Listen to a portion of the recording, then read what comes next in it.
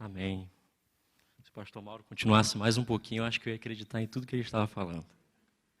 Quero convidar vocês, meus irmãos, a abrirem comigo lá em Lucas 17, por favor, 11. O Evangelho de Lucas é um evangelho que a gente chama, na teologia, de evangelho sinótico. Não sei se vocês já repararam, na Bíblia tem 4 evangelhos. E a gente chama só 3 deles de sinóticos. Mas que raio é isso de sinótico? São esses primeiros evangelhos que a gente tem, Marcos, Mateus, Lucas. Se a gente for botar um do lado do outro, a gente vai perceber que eles funcionam mais ou menos da mesma maneira. Vão contar em blocos mais ou menos a mesma sequência da história.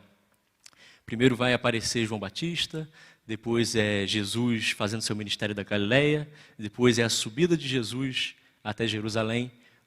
Por fim, tem a última semana, que é sempre um texto bem longo que eles usam, a crucificação de Jesus e a sua ressurreição. João funciona bem diferente desse aqui. Jesus vai 3 vezes para Jerusalém e tem vários outros quesitos que fazem dele diferente. Mas por que eu estou falando essa tecnicidade toda? Só para a gente tentar se encaixar aqui mais ou menos o que está acontecendo na vida de Jesus nesse texto que a gente está falando. Jesus, então, está nesse bloco que eu falei para vocês, que ele está a caminho de Jerusalém. Há uns textos antes, em Lucas 9, 51, vai dizer que Jesus tomou a firme decisão de ir para Jerusalém. E nesse caminho vão acontecer várias coisas, entre elas, esse texto que nós vamos começar a ler agora. Diz assim a palavra de Deus, lá em Lucas 17, 11. Dirigindo-se a Jerusalém, Jesus chegou à fronteira entre a Galileia e a Samaria. Ao entrar num povoado dali, 10 leprosos, mantendo certa distância, clamaram: Jesus, mestre, tem misericórdia de nós. Ele olhou para eles e disse: vão e apresentem-se ao sacerdote. E quando eles iam, foram curados da lepra. Um deles, ao ver-se curado, voltou a Jesus, louvando a Deus em alta voz. Lançou-se aos seus pés, agradecendo-lhe pelo que havia feito. Esse homem era samaritano. Jesus perguntou: não curei 10 homens? Onde estão os outros 9? Ninguém voltou para dar glórias a Deus, exceto esse estrangeiro? E disse ao homem: levanta-se e vai, a sua fé te curou. Então, recapitulando mais uma vez, Jesus está a caminho de Jerusalém, onde ele será crucificado. E aí, no meio desse caminho, ele passa entre a Galileia e a Samaria. Na Galileia existe o povo judeu e, do outro lado, em Samaria, os samaritanos. Esses povos não se davam de jeito nenhum muito bem. E Jesus está passando ali, e o texto vai dizer que ele passou perto de uma vila, e aí ele começa a ouvir algumas vozes. Essas vozes estavam chamando ele. Essas vozes pareciam estar a certa distância. E mesmo Jesus com a sua missão de ir para Jerusalém, Jesus para e começa a procurar onde é que estavam essas vozes. E essas vozes vinham de certa distância e tem 10 homens chamando o nome de Jesus. E esses 10 homens estavam leprosos. A lepra, ou hanseníase, ela atinge por ano, geralmente, 200.000 pessoas. E apesar de ser muito famosa na Bíblia, ela não é daí uma das doenças mais infecciosas do mundo. Na verdade, 95% da população mundial já tem uma proteção natural contra a lepra. E hoje a lepra ela pode ser curada. Existem hoje 16 milhões de pessoas que já foram curadas pela lepra. Existe um missionário que é um médico, Dr. Paul Brand. Ele trabalhou com os leprosos na Índia. A lepra geralmente acontece em grandes casos no Brasil, na Indonésia, na Índia e na África. E ele foi trabalhar com os leprosos na Índia. E ele, com a sua equipe, fez uma descoberta muito interessante, que mesmo após curados, as pessoas da lepra elas têm uma sequela. Muitas delas perdem a sensibilidade de sentir a dor. Então quer dizer que ao serem curados da lepra, os seus problemas só estão começando. Porque, vamos dizer, você está andando na rua, você torce seu tornozelo. Aí o que você já faz? Você já para de correr, você toma alguns cuidados, bota gelo. Quando a pessoa não sente dor, ela não faz nada disso. Então ela pode ter sequelas para a vida toda, porque ela não percebeu que estava sentindo dor. Outra coisa que pode acontecer é que ela perde a sensibilidade, por exemplo, de piscar. Você pisca 28.000 vezes por dia e você nem repara. Seus olhos ficam secos, você começa a sentir dor, você pisca. essas pessoas, às vezes curadas da lepra, elas chegam a ficar cegas, porque elas perdem esse sentido da dor. E eu acho que isso deve ser uma das piores coisas da lepra. Primeiro essa doença de pele, depois essa de perder a dor. Mas existe uma coisa que eu acho que é pior de todas as sequelas e consequências da lepra.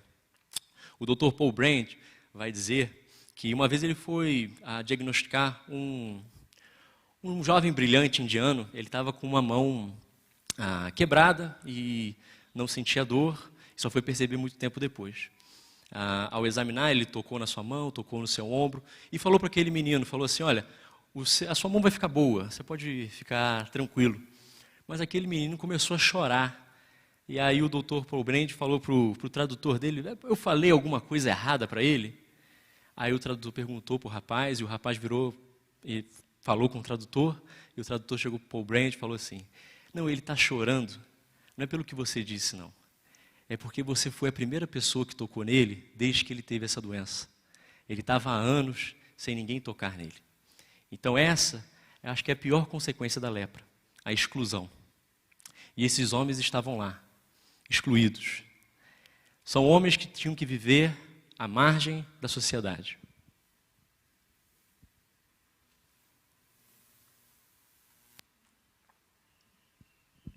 Você vai reparar no texto que Jesus disse que ele estava a certa distância. Hoje, estamos vivendo aí numa pandemia, da Covid. É por isso que hoje a igreja está um pouco vazia. É por isso que a gente pede para as pessoas, às vezes, ficarem em casa. Que tem vários irmãos acompanhando a gente pela internet. Mas uma pessoa, quando tem Covid, ela fica isolada. Ela não fica excluída. Ela não é retirada da própria casa. Ela consegue ver o culto online. Ela fala com a sua família. E ela segue todas essas medidas sanitárias. Já o leproso, ele fica a certa distância, não somente por uma medida sanitária, mas por uma medida religiosa e por uma medida social. Lá no livro de Levítico, aquele que fica lá no meio do Pentateuco, nos 5 primeiros livros da Bíblia, que geralmente a gente pula, está cheio de lei lá e tudo mais, mas que para os judeus é o principal ali do Pentateuco, vai dizer que a pessoa que tinha lepra, ela tinha que sair de casa, sair da vila, sair da aldeia e ficar ali do lado de fora. Por isso que esses homens estão na terra ali de ninguém, entre a Samaria e a Galileia.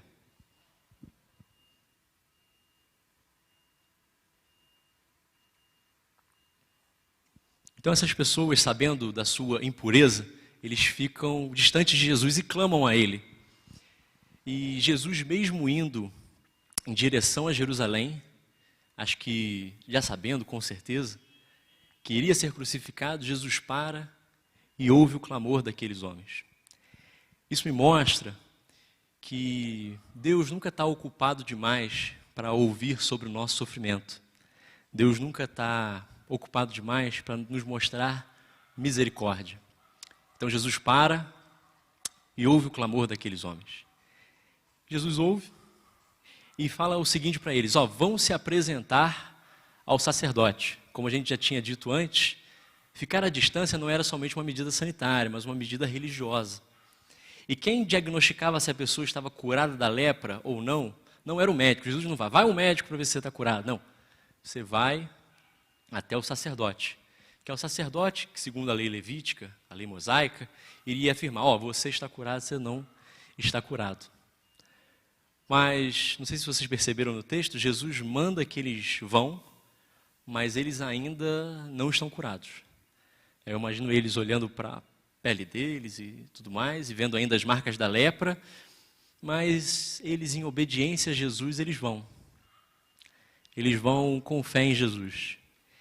E o texto vai afirmar que, enquanto eles iam, eles estavam sendo curados. Eu imagino aqueles homens, eles são 10, Então eu imagino um olhando para o outro e ver que aquelas manchas brancas da pele dele, do outro, começa a desaparecer. E aí ver que a ferida que estava no rosto do outro também começa a sumir. E ele olha para as próprias mãos e vê que onde estava em carne viva está cicatrizando. E aqueles homens, eles percebem que eles estão sendo curados. E eu fico imaginando o êxtase deles quando eles começam a perceber que estavam sendo curados. Há quanto tempo eles não viam a família deles? Há quanto tempo eles não entravam na vila? Há quanto tempo eles não comiam com os amigos? Há quanto tempo eles não iam na Calçada da Fama? Quanto tempo eles não vinham na PIB de Teresópolis? Eles deviam estar em êxtase. E ao perceber que estavam sendo curados, eu só imagino que eles começaram a correr. Correr e ir em direção ao sacerdote mais próximo, onde é que quer que ele estivesse. Mas o texto vai dizer que um desses homens, ele não segue com os outros, ele dá meia volta. Aquele homem, ao perceber que estava curado, ele não segue os outros, mas ele volta para Jesus.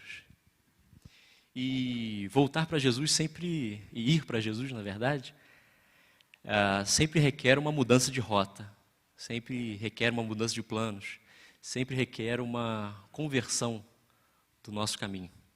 E esse homem vai em direção a Jesus.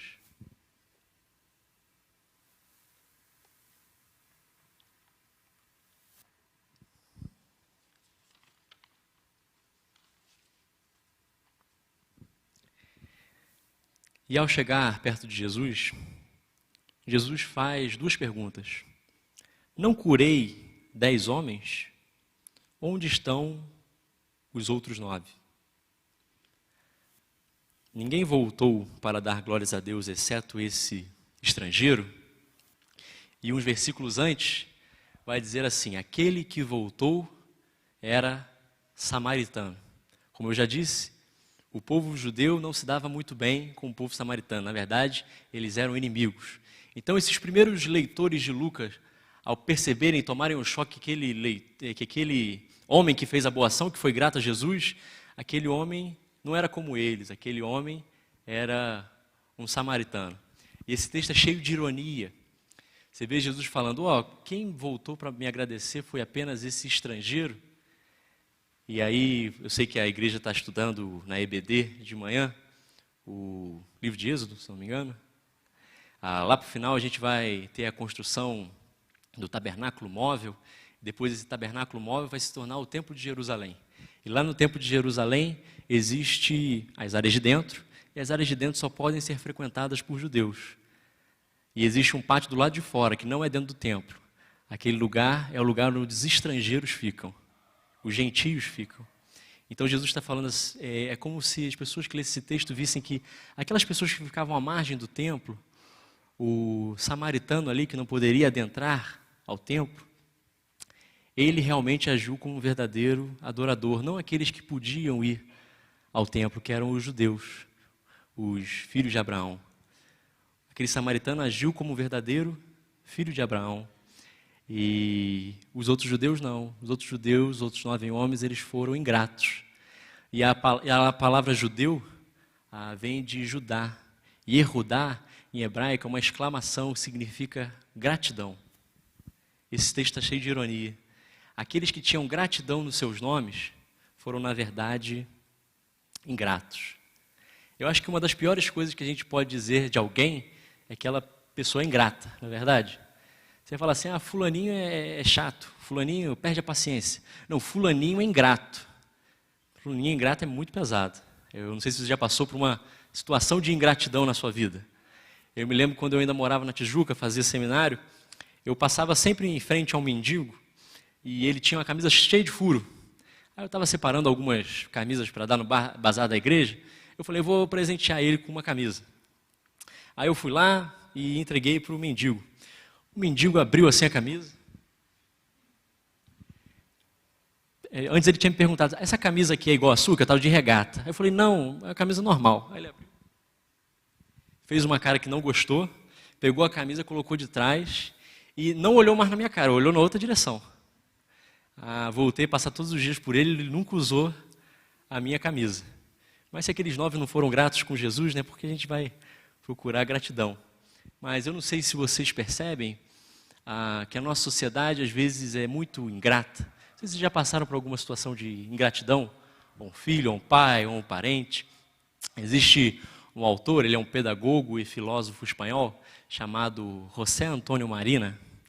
E ele escreveu um livro chamado Ética para Náufragos. E ele vai falar que a gratidão ela se perdeu no nosso horizonte afetivo da modernidade. Ele vai tentar dar algumas explicações para isso, vai dizer que o que a gente chama hoje de mestres da suspeita, né? Nietzsche, Freud, Marx, nos colocaram numa cultura da suspeita. Então a gente suspeita de toda a boa ação. Não é verdade? É quase um dogma de fé que a gente fala assim, ó, ninguém dá nada de graça. Não é verdade? Você chega na calçada da fama, a pessoa fala assim, tem um presente para você. Você fala, é golpe. Certeza, é golpe. Porque a gente vive numa sociedade onde tudo que temos é porque conquistamos. Achamos isso. Se ninguém dá nada de graça, o que temos é porque conquistamos, ou tomamos, ou emprestamos, adquirimos, de alguma forma. E quando a gente passa a ter essa visão social e coloca ela em Deus, a nossa prática religiosa ela fica muito danificada. Porque se só temos aquilo que merecemos, a nossa relação com Deus se torna uma relação contratual. Deus me dá isso porque eu dei aquilo. Ou eu venho na igreja, eu dou o dízimo, eu louvo na igreja, então Deus está obrigado a fazer isso e isso na minha vida. E eu me pergunto se aqueles que não voltaram para Jesus, o que estava passando na cabeça deles. Talvez era isso, né? Jesus cura as pessoas mesmo, porque ele não ia me curar, não fiz mais que obrigação. Ou eu estou voltando para o sacerdote, é o que Jesus pediu, eu estou fazendo a minha obrigação. Ou eles estavam tão felizes que eles nem imaginaram que poderiam voltar para agradecer para Jesus.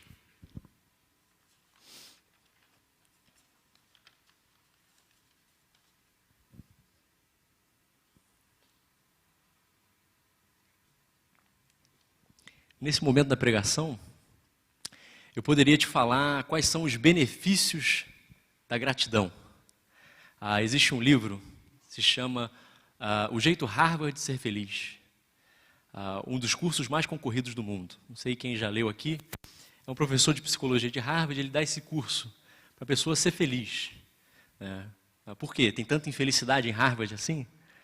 Você imagina, né, para você entrar numa das faculdades mais concorridas do mundo, você sempre foi 1% melhor, né? Você era 1% melhor na sua escola, você era 1% talvez melhor da sua cidade, ou quem sabe do seu estado. Você era aquele primo que as tias falavam, você tem que ser estudioso igual aquele seu primo. Você faz sempre parte do 1% melhor. E aí você consegue entrar nessa universidade. Só que aí tem uma estatística atarrecedora, não é verdade?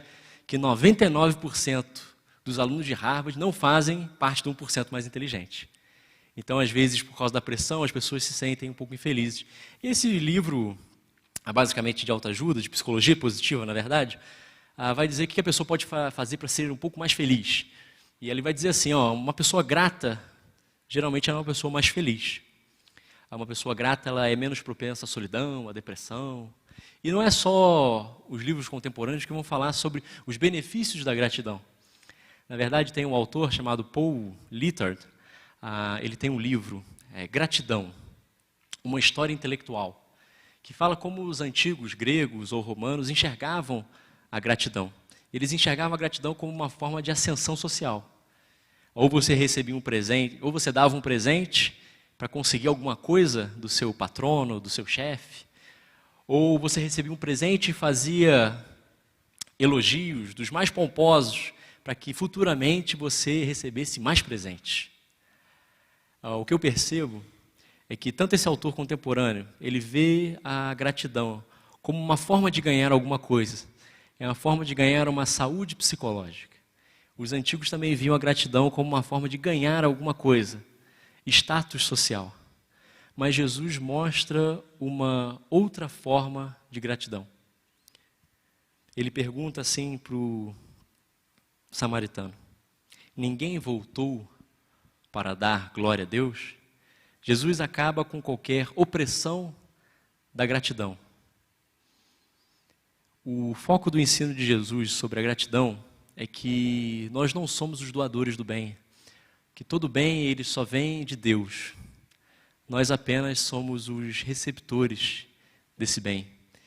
E como receptores desse bem, nós não precisamos mais ficar presos a essa opressão da gratidão, de ter que dar alguma coisa para ganhar outra em troca, ou fazer ser grato para ter um benefício próprio.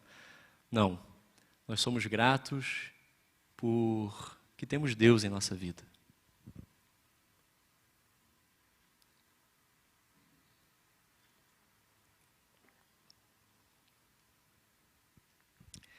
No final desse texto, vocês devem ter visto que Jesus falou para aquele samaritano.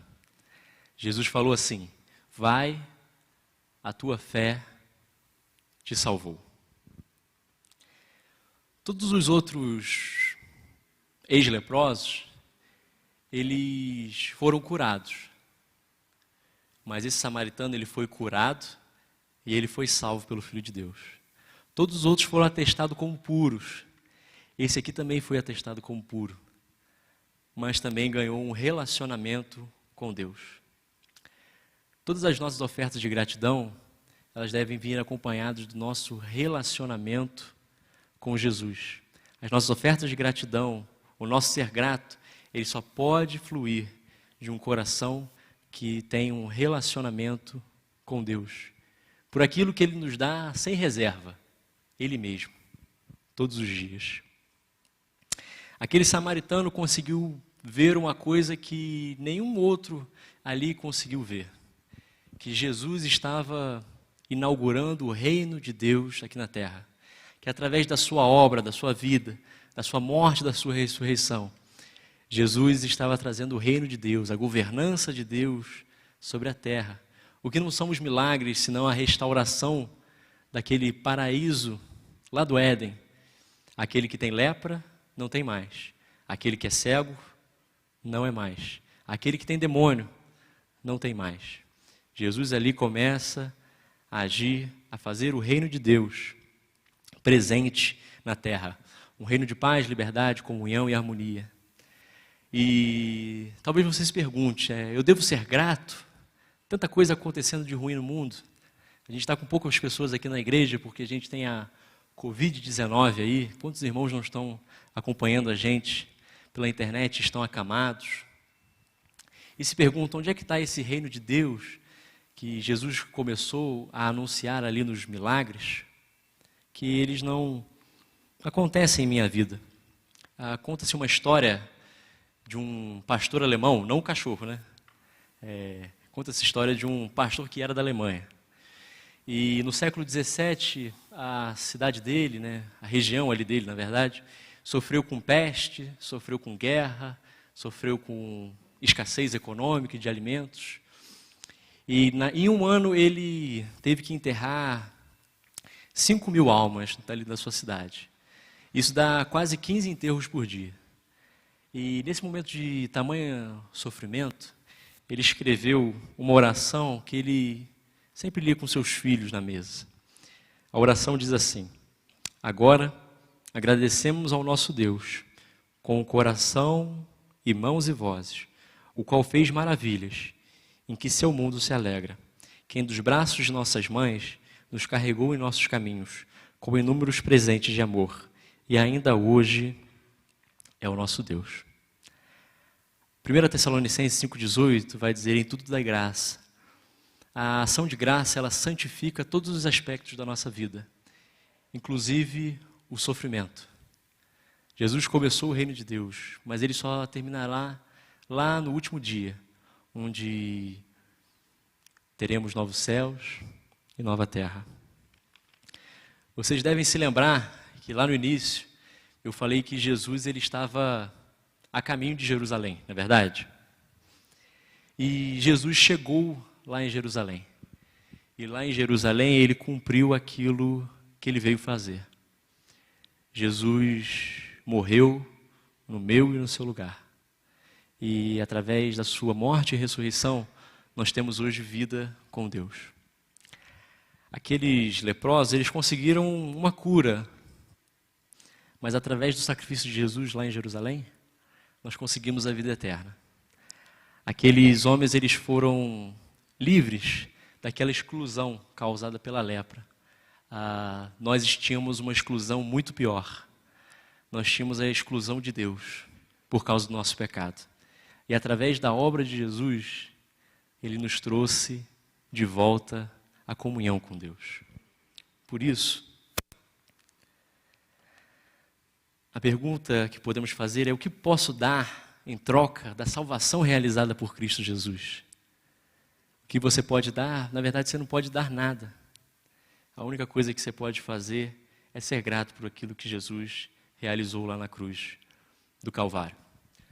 O meu convite nesse sermão é para você que já conhece a Cristo como seu único e suficiente Salvador. E às vezes se encontra como aqueles 9, às vezes se encontra com o coração ingrato, talvez pelos problemas da vida, pelo que está passando hoje, eu não sei. Eu convido você a orar, assim como o salmista orou: Senhor, devolve-me a alegria de sua salvação. Senhor, me dê um coração grato pela obra que tu realizaste ali na cruz. Sabe, muitas vezes a gente passa por dificuldades nessa vida. Parece que o mal está ganhando, Senhor. Parece que o teu reino não está nessa terra. Mas, Senhor, me lembra que a vitória final está garantida por Jesus Cristo. E não me deixa ser grato, Senhor, somente lá no último dia. Me faça ser grato hoje. Abra meus olhos, Pai, pelas muitas sinais de bondade que o Senhor tem colocado no meu caminho. E pelo principal deles, que foi o Senhor mesmo, que veio aqui nessa terra e morreu por mim. Por isso, Senhor, eu sou grato. Dá-me um coração como o do samaritano, como o grato samaritano. Me dê um coração repleto de gratidão pelo Senhor. Amém?